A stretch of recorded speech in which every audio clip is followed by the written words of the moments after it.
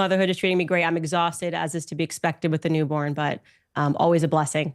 Well, indeed it is, and I wish you all the very best with that. Okay, you. let's talk about impending World War III, as you put it.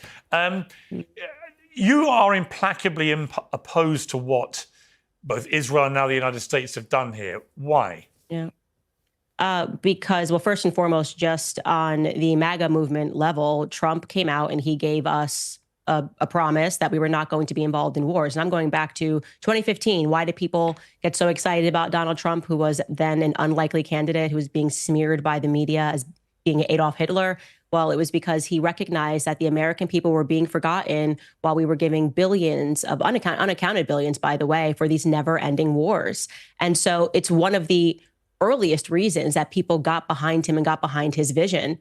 And so we're opposed to a regime change because America as a country has a lot of problems that need to be fixed here first. It's that simple. Right, but it's not quite that simple. And I'll explain to you why. Because Donald Trump, I think he's not been inconsistent in the sense that in his first term, he wasn't a pacifist. You know, he killed General Soleimani. He killed Baghdadi, the head of ISIS, and went after them ferociously. He attacked Syria when they killed American troops.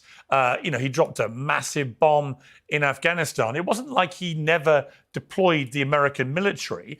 And again, here, what he would argue, and has been arguing, is he's not declared war on anybody. What he's done is very specifically target Iran's nuclear capability because of latest reports coming out, which said they had taken the enrichment of their uranium stocks from 3.5% to 60%, and that therefore the leap to weaponization was moving at a pace that couldn't be tolerated. I got to say, I kind of agree. Now, if he suddenly commits, troops on the ground, then that becomes a different thing altogether. But even when Trump talked about regime change, I think he meant from within, as we saw in Syria in December, where the people themselves rise up. And if that was to happen, why would that be a bad thing?